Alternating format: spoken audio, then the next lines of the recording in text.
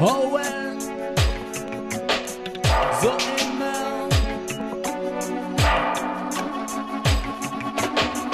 Zoéma, à l'abri des regards, Zoéma.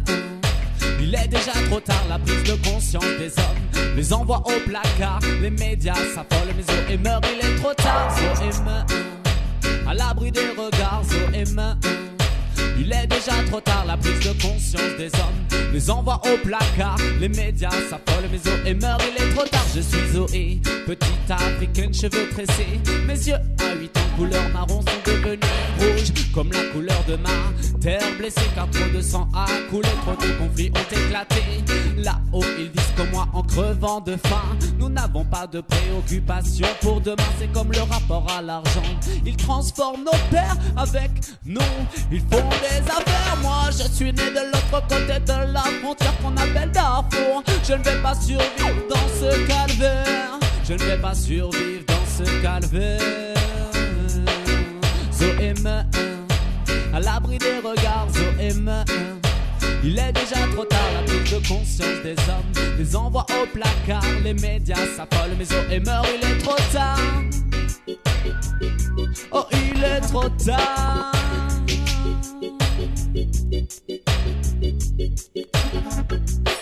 Je suis un humanitaire engagé, révolté, toujours prêt à agir, même face au pire dans cette histoire. J'ai voulu sauver Zoé, ses frères, ses sœurs et tous les enfants martyrs.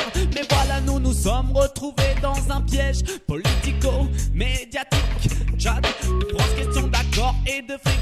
Une petite ONG n'a pas à mettre le nez dans la politique.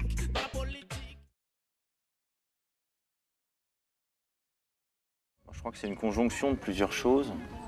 Il y a d'une part les séquelles, si on peut appeler ça comme ça, des opérations de tsunami, où j'ai vu un certain nombre d'enfants ne pas être pris en charge par les institutions, ne pas être pris en charge par le système humanitaire. Et j'ai vraiment trouvé que c'était une très grande injustice vis-à-vis de ces enfants. À la sortie des opérations Indonésie, effectivement, on s'est intéressé au Darfour. Et l'analyse de la situation nous a montré que la population du Darfour, et surtout les enfants, étaient face à la même injustice, à la même non prise en charge, à la même indifférence générale. Et c'est ça qui a principalement motivé la création de cette opération. Après, ce qui a donné cette forme un peu particulière à l'opération, c'est la mission d'évaluation du mois d'avril, puisque lorsque je suis parti en reconnaissance au Darfour, c'était avec pour projet initial d'aller aider les enfants du Darfour chez eux, tel qu'on avait su le faire en Indonésie, de créer un village d'enfants au Darfour.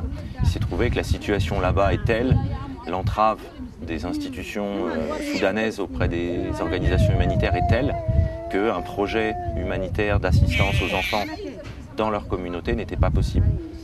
De là est née l'idée de cette mission un peu originale qui consistait à la fois à évacuer des enfants pour les mettre à l'abri, mais aussi pour très clairement montrer au système humanitaire et montrer à la communauté internationale qu'on ne pouvait pas laisser les choses se développer ainsi en toute impunité, en toute indifférence. Ce qu'on veut dénoncer par le biais de cette opération et la façon dont on est en train de la déployer, c'est qu'on veut dénoncer publiquement l'hypocrisie qui entoure le drame du Darfour, comme certains autres drames humanitaires aujourd'hui dans le monde. C'est qu'aujourd'hui on fait semblant d'aider la population du Darfour. Ça fait déjà plus de 4 ans qu'un certain nombre d'organisations humanitaires ou institutions humanitaires comme les différentes branches des Nations Unies sont présentes sur place. Ça ne change rien. On a eu l'exemple précédent du Sud-Soudan où la population a été assistée pendant près de 20 ans.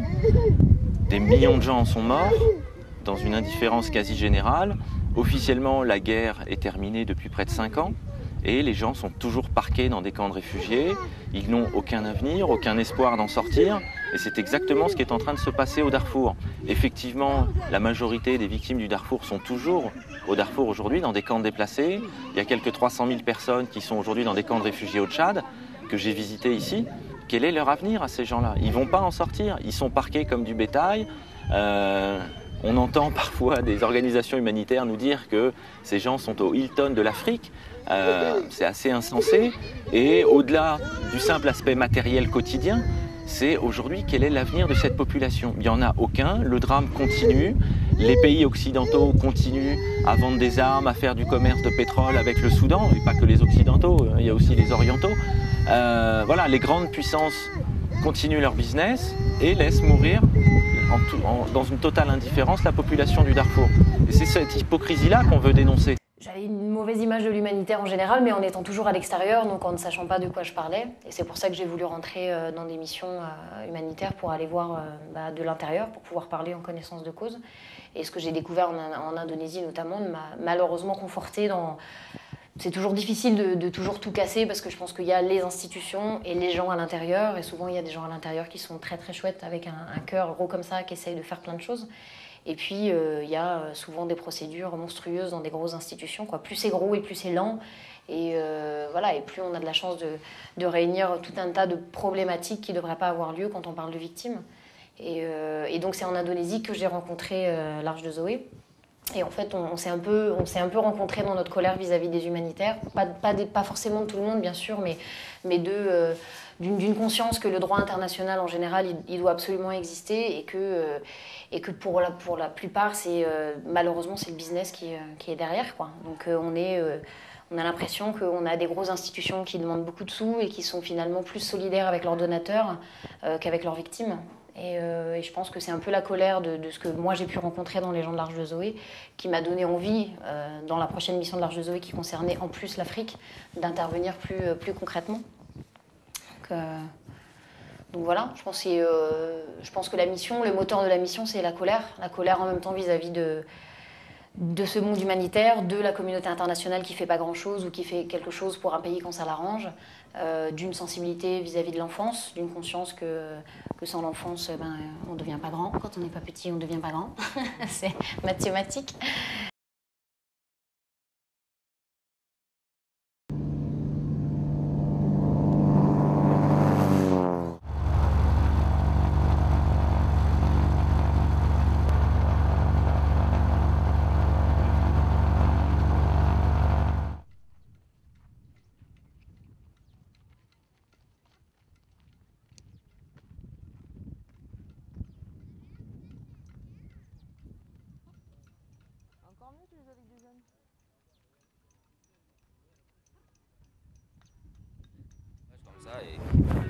Salam alaikum.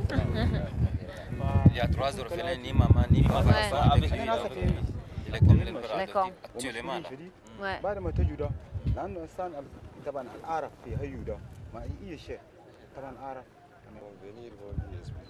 D'accord, ok. Bon, et ben en tout cas, tu leur... Ils sont là pour nous aider. Bon, bah, super. C'est surtout qu'ils aident les enfants, c'est le principal. Encore nous, ça va.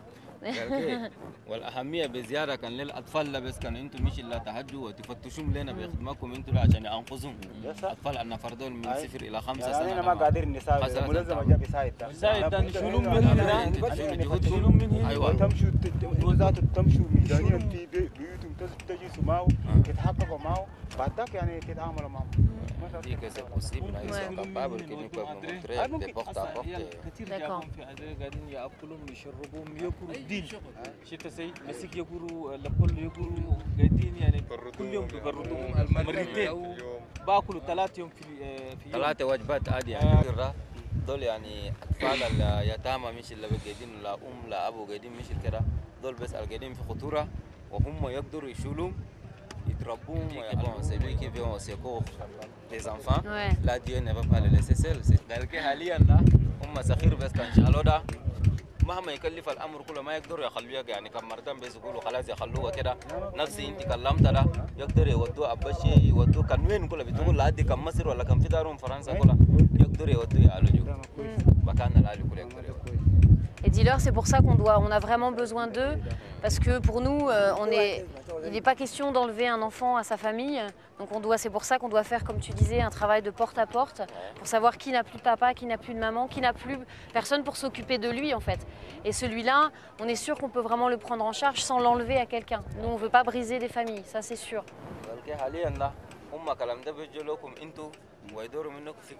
فكرة أنا أكو ذاتك يعني فكري كده لسه خيرة ما يدوروا يشيلوا من ولا من أبوه ولا من أهلك يشيلوك ويخلوا الأب ولا هزنانة ده ما بكون كلام ده بس يعني معاكم. C'est le nom. Maki 4. D'accord. Quel âge il a, Maki? مكي كم سنة هسه؟ كان أس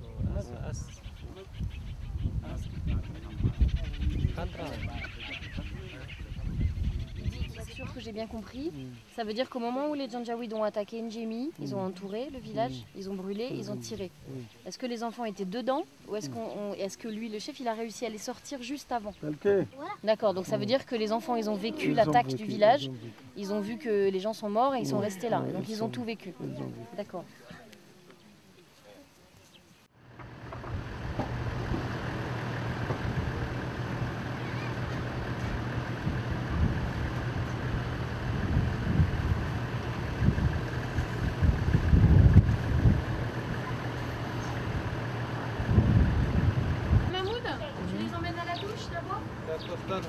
D'accord. Avec Abiba.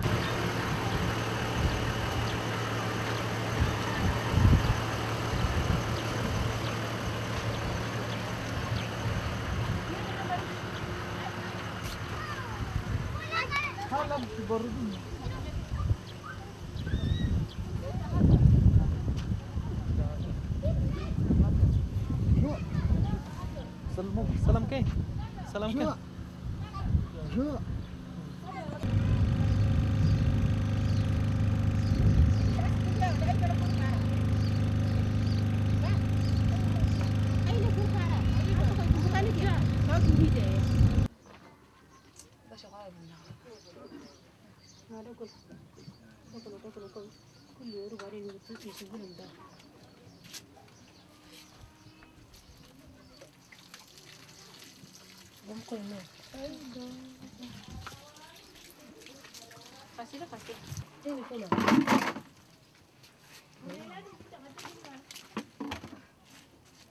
Kala ile basna mama.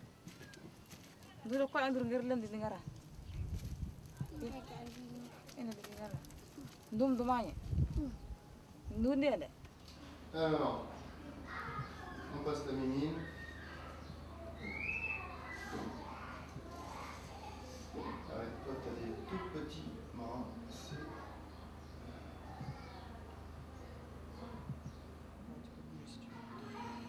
Allez, 152.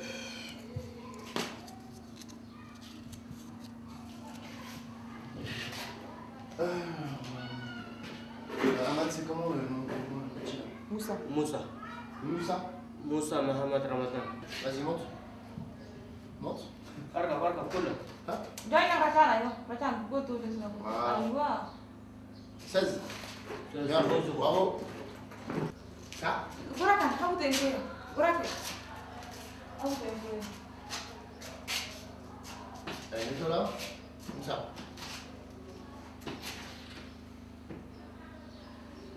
Voilà, voilà, voilà. Ni mazarana. Le droit. Tabukan. Tabaken. Tabaken. Voilà. Attention. Attention. Fais un sourire. Burakan hawte ngere. Adar, adar, adar. Tiens. Tiens. Bouge pas. Allez, ce qui ira comme ça, je pense. 40.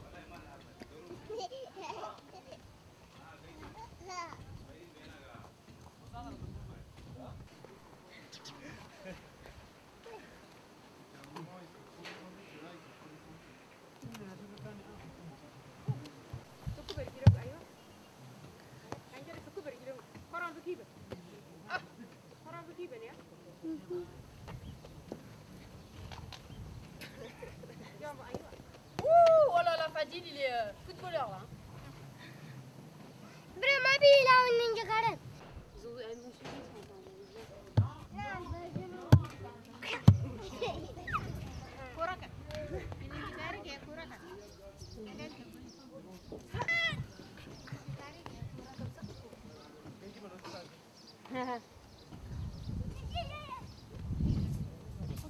Je crois que c'est les bras qu'il faut tenir. Fais comme ça. Reste-toi. Est-ce qu'il y en a dedans? Peut-être, il y en a dans la cuisine. On va voir dans la cuisine.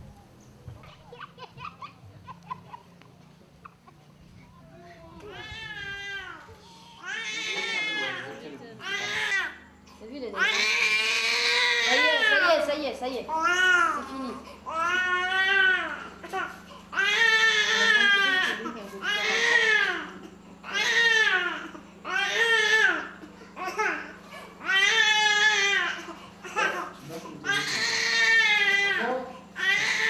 Ça y est.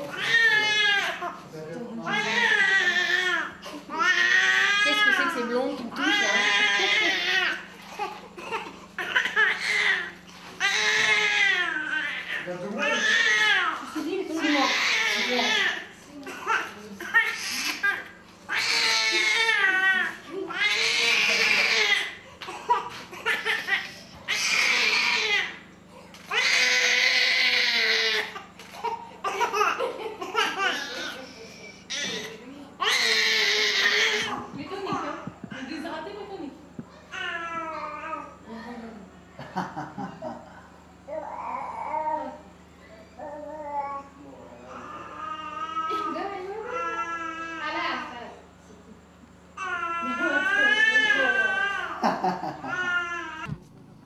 Salam alaikum Jamus. Salam alaikum. Apa kabar? Maalaikum salam. Hai, Ami. Maalaikum salam. Saya tak gaitin. Bisous, bisous. Dah ke Jamus, Mazaka. Là, ils viennent tous du Soudan. Ils viennent tous de l'autre côté. En fait, on est à la frontière. On est le village, il y a un fleuve qui sépare le Soudan du Tchad. Donc ils viennent de l'autre côté. Juste de l'autre côté, il y a un village qui est en fait représentatif du canton, qui a je ne sais pas combien de villages en fait le canton. Et ces enfants viennent de là en fait. Moi, c'est de là que j'avais des contacts avec eux. Donc ils sont venus la première semaine. Ensuite, il y a eu des soucis avec le gouvernement soudanais qui a appris qu'on était là, qui a réuni par 2 fois toutes les populations dans la mosquée en disant qu'il ne fallait pas que les enfants s'en aillent du Soudan parce qu'on était des mangeurs d'enfants. Donc lui, il dit que là, ici, le Tiné, Iriba, Bahreïn, tout ça c'est plein de réfugiés soudanais. Tout ça c'est la région des Agawa. Et qu'il dit qu'il y en a ici à Biltine, c'est ça, tu me dis si je me trompe. À Biltine, ils sont déjà dans des camps ou ils sont livrés à eux-mêmes? Ils ne sont pas, il n'y a pas de camps. Ils sont livrés à eux-mêmes, d'accord. On va les voir, on va les demander aussi à Biltine pour sensibiliser, on va les trouver, si on trouve, on va l'amener ici à pêcher. D'accord. Ensuite, vous allez aller sur Tiné avec pour objectif de sortir les enfants de la zone de Tiné-Soudan Là, c'est pas toi qui dois le faire, ce sont des chefs de village soudanais qui doivent passer la frontière. Tu vois, suivant les informations qu'on t'amène, une fois que tu arrives là, mardi, on t'amène ici, mardi soir, tu passes la soirée à prendre des informations, à discuter. Mais il y a des habitants de Tumtubaï aussi, je trouve, à Tiné aussi. Voilà, tu envoies des messagers, tu trouves des messagers, tu les envoies et tu leur donnes un point de rendez-vous sur Tiné Tchad, de façon à ce que ce soit les chefs de village soudanais qui fassent passer la frontière aux enfants. C'est important que ce soit des chefs de village soudanais qui traversent la frontière et qui amènent les enfants sur Tiné Tchad. D'accord ? Il y a un droit international, il faut le respecter. Donc ça, c'est très important. Tu peux aller chercher une maman qui parle massalite, s'il te plaît, pour qu'on leur explique où ils vont, hein, parce que nous, on va pas bien y arriver. On ne peut pas avoir des petits plastiques là sur le vomi. Là. C'est sur ça, ils le mettent sur les genoux. De toute manière, quand ils vomissent pas derrière eux, ils vomissent devant eux. On met le plastique, ok ? Moi j'ai des sacs sur moi.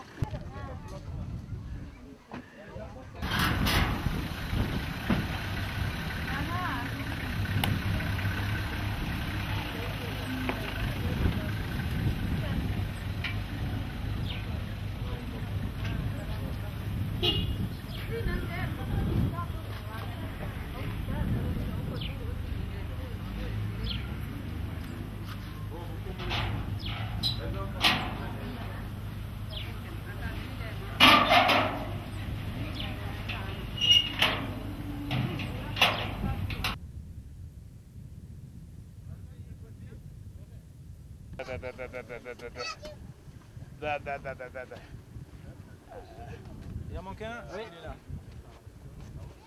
Voilà. Alain, je te laisse les attacher correctement. Tu montes derrière avec eux. Il est là. Tu t'assois. Viens comme ça.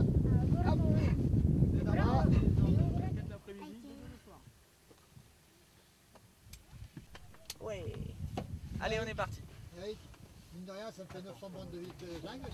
Ça passe aujourd'hui. Combien?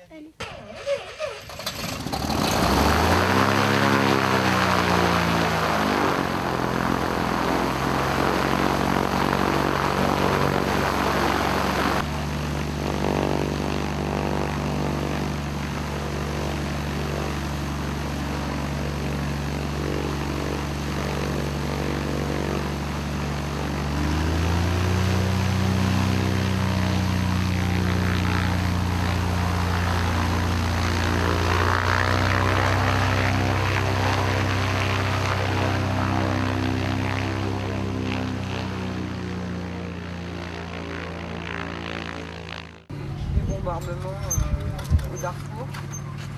J'imagine que c'est une nouvelle qui ne te surprend pas. Bah non, c'est une nouvelle qui est désolante mais qui n'est pas surprenante, ça fait suffisamment longtemps qu'on le dit. Malheureusement, il y a bien longtemps qu'on sait que les résolutions de l'ONU n'ont plus aucune utilité, n'ont plus aucune efficacité sur la situation de la crise au Darfour. Le gouvernement de Khartoum, comme d'habitude, joue la main tendue, va solliciter de l'aide humanitaire, fait son petit cinéma, et puis derrière continue à bombarder en toute impunité les villages de l'ouest Darfour et du sud Darfour notamment. On a aujourd'hui pas mal de contacts avec des communautés au Darfour. Tous confirment les destructions de villages encore le mois dernier.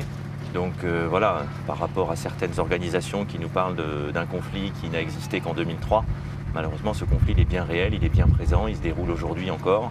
Et c'est pour ça aussi qu'on a lancé cette opération et c'était le motif initial de cette opération, c'est de dénoncer cette hypocrisie générale sur le drame du Darfour. Il faut arrêter les négociations stériles, il faut arrêter la politique de l'humanitaire à Libye et il faut agir pour mettre fin au massacre des populations civiles. En organisant un vol Evasan, on reste dans le cadre de notre mission, qui est une mission humanitaire particulière avec des enfants malades, etc. On ne triche pas. En faisant un vol cargo avec des packs à bord, tu te mets dans ton Français... Honnêtement, quand tu es droit dans tes boulots, te souiller au point de vue professionnel, on te fout la paix. Hein. Et tous les gars qui ont la trouille, etc., t'as foutu. Moi, je dis quand tu es dans une mission spéciale et de cette ampleur et de cette importance, tu oublies le reste. Hein. Merde, tu es en temps de guerre. Hein. En tout cas, dans l'histoire, c'est ceux comme Zoé qui meurent. Dans l'inhumanité, Zoé meurt. Zoé meurt.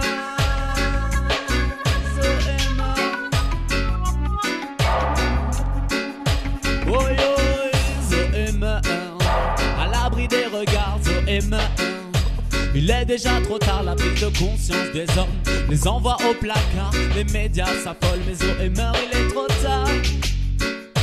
Oh, il est trop tard.